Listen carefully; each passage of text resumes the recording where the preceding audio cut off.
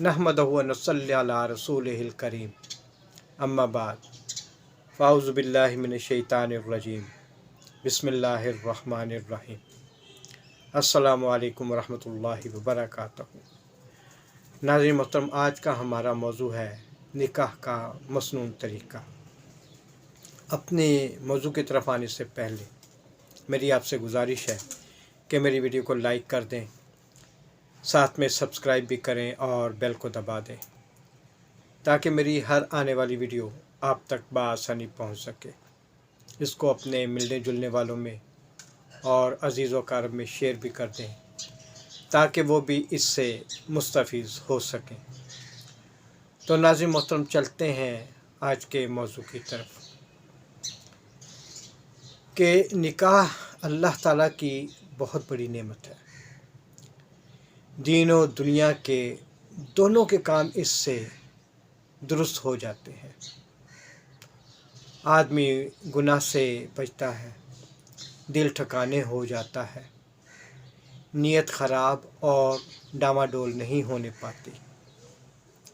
और बड़ी बात यह है कि फ़ायदा का फ़ायदा और सवाब का सवाब, क्योंकि मियाँ बीवी का अल्लाह का हुक्म समझकर पास बैठकर प्यार और मोहब्बत की बातें करना, हंसी दिल लगी में दिल बहलाना नफली नमाज़ों से भी बेहतर है। निकाह करना फ़र्ज़ भी है कि जब यकीन हो जाए कि निकाह ना किया तो ज़ना में मुब्तला हो जाएगा, और वाजिब है कि निकाह ना किया तो अपने आप को बुराई से ना बचा पाएगा, मुश्तज़नी से या जलक से अपने आप को ना रोक सकेगा। और ये सुन्नत मौक़दा भी है, जब हालत एतदाल हो और जमा महर और नान नफ़क़ा पर कुदरत हो। अगर इसका बंदोबस्त कर सकता है तो ये सुन्नत मौक़दा है। किसी जवान में ख्वाहिश की शिद्दत हो लेकिन उसके पास इतनी रकम ना हो कि वो महर व नफ़क़ा का बंदोबस्त ना कर सके, तो उसको चाहिए कि बंदोबस्त होने तक कसरत से रोज़े रखे, उससे ख्वाहिश का ज़ोर टूटेगा।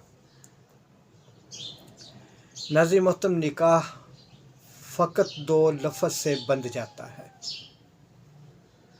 पहले को इजाब कहते हैं और दूसरे को कबूल कहते हैं। मसलन किसी ने लड़के के सामने ये कहा कि मैंने फ़लाँ का निकाह तुम्हारे साथ किया, तो ये इजाब हुआ। और लड़के ने उसी मजलिस में गवाहों के सामने ये कहा कि मैंने कबूल किया, तो ये कबूल हुआ। बस इन दो लफ्ज़ों से निकाह हो गया और दोनों मियाँ बीवी हो गए। अगर मर्द भी बालिग है और औरत भी बालिग है तो दोनों अपना निकाह खुद कर सकते हैं। दो गवाहों के सामने एक कह दे कि मैंने अपना निकाह तेरे साथ किया, तो उसने कहा मैंने कबूल किया, बस निकाह हो गया। निकाह होने की एक शर्त यह है कि कम अज़ कम दो मर्दों या एक मर्द और दो औरतों के सामने किया जाए, जो सब मुसलमान हों और बालिग हों, और वो अपने कानों से निकाह होते और इजाब कबूल के दोनों लफ्ज़ कहते सुने, तब निकाह हो गया। और तन्हाई में ऐसा करेंगे तो निकाह नहीं होगा। फ़कत एक आदमी के सामने कहा तो भी निकाह ना हुआ। इसमें दो आदमियों का ہونا شرط ہے یا ایک آدمی اور دو عورتوں کا ہونا شرط ہے؟ ناظرین محترم، اگر مرد نہ ہو، صرف عورتیں ہوں تو بھی نکاح نہ ہوگا، چاہے جتنی بھی عورتیں ہوں۔ دو عورتوں کے ساتھ ایک مرد ضرور ہونا چاہیے۔ بہتر یہ ہے کہ بڑے مجمع میں نکاح کیا جائے، جیسے نماز جمعہ کے بعد جامع مسجد میں یا اور کہیں، تاکہ نکاح کی خوب شہرت ہو جائے، اور چھپ چھپا کر نکاح نہ کرے۔ ہاں، اگر ایسی ضرورت ہو تو کم از کم دو مرد یا ایک مرد اور دو عورتیں ہوں جو اپنے کانوں سے نکاح ہوتے ہوئے سنیں۔ ٹیلی فون پر اگرچہ آواز اونچی ہو، پہچان بھی ہو اور تصویر بھی آتی ہو، تب بھی نکاح نہ ہوگا، کہ نکاح کے لیے دو گواہوں کی گواہی ضروری ہے، اور گواہی کے لیے ضروری ہے کہ دونوں عقد کرنے والوں کے الفاظ کو براہ راست ان کے منہ سے خود سنیں، اور دونوں کی گواہی بیک وقت سنیں۔ چونکہ یہ شرط ٹیلی فون پر پوری نہیں ہوتی، اس لیے نکاح صحیح نہیں ہے۔ اس لیے بہتر یہ ہے کہ دونوں طرف وکیل مقرر کر دیا جائے، اور وکیل نکاح کے وقت یہ کہے کہ میں نے فلاں کی طرف سے قبول کیا۔ شرع میں اس بات کا بڑا خیال کیا گیا ہے کہ بے جوڑ نکاح نہ کیا جائے، یعنی لڑکی کا نکاح ایسے مرد سے نہ کیا جائے جو اس کے برابر درجہ کا نہ ہو، چونکہ لڑکی کی حیثیت شوہر کے محکوم کی ہوتی ہے۔ اس لیے اصل مسئلہ لڑکی اور اس کے خاندان کا ہوتا ہے، کیونکہ نکاح کے بعد چھٹکارا حاصل کرنا بہت مشکل ہو جاتا ہے۔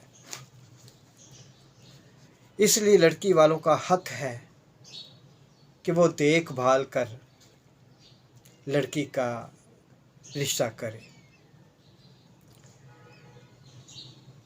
حضرت عائشہ رضی اللہ تعالی عنہا نقل کرتی ہیں کہ حضور صلی اللہ علیہ وآلہ وسلم نے فرمایا، اپنے نطفوں کے لیے اچھے رشتے تلاش کرو، اور خود بھی جوڑ میں نکاح کرو، اور دوسرا کا نکاح بھی جوڑ میں کرو۔ ناظرین محترم، احادیث کا جو بیان ہوتا ہے یہ ان کا مفہوم ہوتا ہے، لفظ حدیث بیان کرنی نہیں کر سکتے، اور لفظ با لفظ اگر بیان نہیں کر سکتے تو گناہ گار ہوں گے، اس لیے اس کا مفہوم ہوتا ہے۔ اللہ تعالی ہمیں معاف فرمائے۔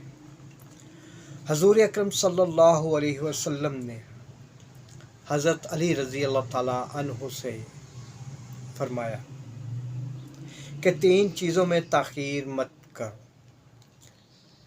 نماز میں جب اس کا وقت ہو جائے، اور جنازہ میں جب وہ تیار ہو جائے، اور بے نکاحی عورت کا نکاح جب اس کے جوڑ کا رشتہ مل جائے۔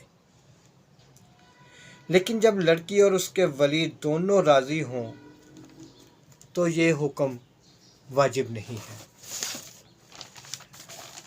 اس لیے اگر بعض اوقات بعض اوصاف کی بنا پر لڑکی اور لڑکے کے ورثہ بے جوڑ نکاح پر راضی ہوں تو نکاح صحیح ہے۔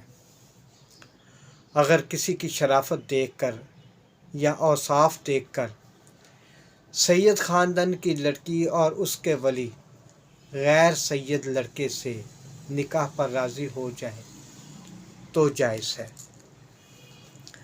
نابالغ شخص کسی کا ولی نہیں ہو سکتا اور کافر کسی مسلمان کا ولی نہیں ہو سکتا۔ اسی طرح مجنون پاگل بھی کسی کا ولی نہیں ہو سکتا۔ بالغ یعنی جوان عورت خود مختار ہے، چاہے نکاح کرے یا نہ کرے، اور جس کے ساتھ جی چاہے کرے، جس کے ساتھ جی چاہے نہ کرے۔ ولی نہ تو نکاح کرنے سے روک سکتا ہے اور نہ عورت کے بلا چاہے زبردستی نکاح کر سکتا ہے، اور نہ ہی عورت کی مرضی کے خلاف زبردستی اپنی من مانی جگہ پر نکاح کر سکتا ہے۔ لے پالک کا شرع میں کچھ اعتبار نہیں، لڑکا یا لڑکی بنانے سے اولاد نہیں بن جاتی، اس لیے لے پالک سے نکاح درست ہے۔ منہ بولے بہن بھائی یعنی جن کا باپ بھی اور ہو اور ماں بھی اور ہو، دونوں حقیقی بہن بھائی نہیں ہیں، اس لیے ان کا نکاح بھی درست ہے۔ جب تک ایک برس نکاح میں ہے، جب تک ایک بہن نکاح میں ہے، دوسری بہن سے نکاح درست نہیں ہے۔ ہاں اگر پہلی بہن فوت ہو گئی یا اس کو طلاق دے دی تو عدت گزرنے کے بعد وہ اس سے دوسری بہن سے نکاح کر سکتا ہے۔ یہ نکاح درست ہے۔ دو بہنیں اگر سگی نہ ہوں، ماموں زاد ہوں، تایا زاد ہوں، چچا زاد ہوں یا پھوپھی زاد ہوں،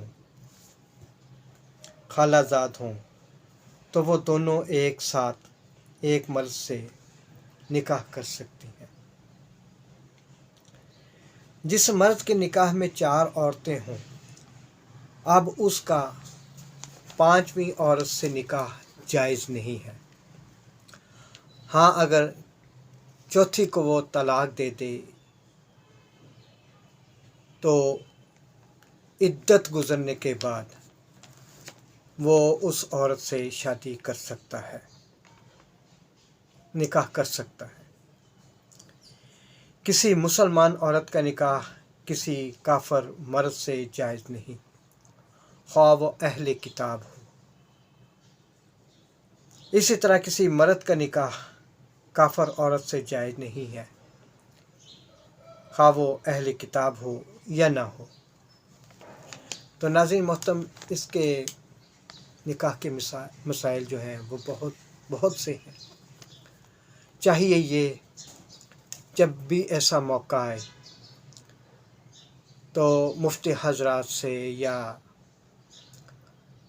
علماء سے اس بارے میں دریافت کر لیں، مشورے کے بعد اس عمل کو کیا جائے اور مسائل کو سمجھ کر مشورہ لیا جائے۔ اس بارے میں جو کچھ بھی ہے وہ علماء حضرات بہتر جانتے ہیں، مفتی حضرات بہتر جانتے ہیں، اور قرآن پاک میں بھی اس بارے میں رہنمائی فرمائی گئی ہے۔ اللہ تعالی ہمیں صحیح طریقے سے اس پر عمل کرنے کی توفیق عطا فرمائے، اور جو غلطی کوتاہی اس میں ہو گئی ہے اللہ تعالی ہمیں اس سے معاف فرمائے۔ آپ سب کے لیے نیک دعاؤں کے ساتھ اجازت چاہتا ہوں۔ والسلام علیکم ورحمۃ اللہ وبرکاتہ۔